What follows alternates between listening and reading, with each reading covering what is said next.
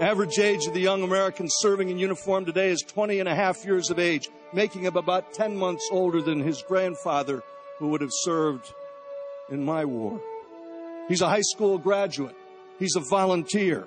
He is brighter, better educated, better trained, led, and equipped than any soldier, sailor, airman, guardsman, or Marine of any country in history. He goes to work wearing an 8-pound Kevlar helmet, a 45-pound flak jacket, and today in Kandahar, it was 110 degrees, and he'll hike up those hills and walk back down them without complaining. He's been taught chemistry and physics and ballistics and avionics and electronics to operate and maintain the most sophisticated weapons and equipment ever designed by the hand and mind of man. He can use his body like a weapon, and his weapon like part of his body. And he can take a life or save one because he has been so remarkably well trained. The images of the young Marines and soldiers and sailors and airmen going to Bible studies and religious services aren't staged. They're all real. They're all spontaneous, and nearly all of them are initiated by those young Americans in harm's way.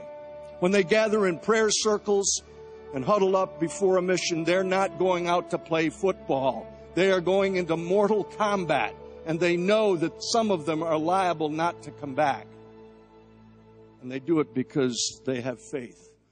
Just for the grins, how many of you raised a teenage boy? I used to do this when Betsy wasn't there because she eventually told me, I saw you raise your hand. I did that.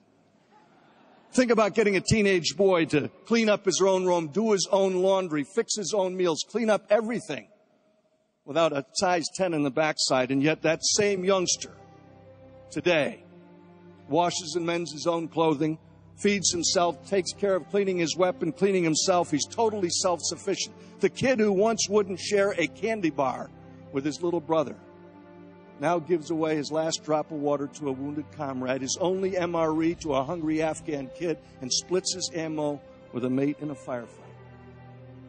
I always save this one for last when I'm explaining it to young people about who they are, because so few of them know the truth of these youngsters. This is a frame taken from my footage on the 6th of April, 2003. Baghdad is the smoke pall you see in the background. The Marine unit I'm with embedded is the van, the lead element of the attack on the eastern corridor. We're about 15 miles outside of Baghdad, and a Republican Guards regiment ambushes this Marine rifle company. They spin their Humvees around, and there is a gunfight that occurs between this regiment and this rifle company.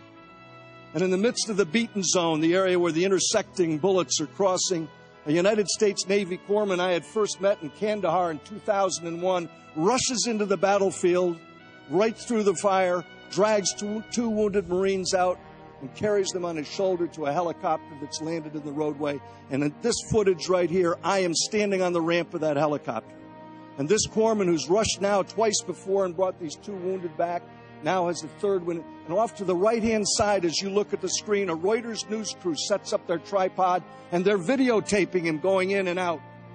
And as this guy staggers back into the gunfight, one of them shouts out, "Hey, mate, what did you do that for? Didn't you notice?" In other words, you stupid American. Didn't you notice that wasn't a Marine? If you look carefully at that photograph, you'll see that the wounded warrior, who's already been bandaged up by that United States Navy medical corpsman, isn't a Marine. It's a wounded Iraqi soldier. And this U.S. Navy corpsman has rushed into the battlefield to save his life. And so, because it's polite company, Wayne, I can only put it this way.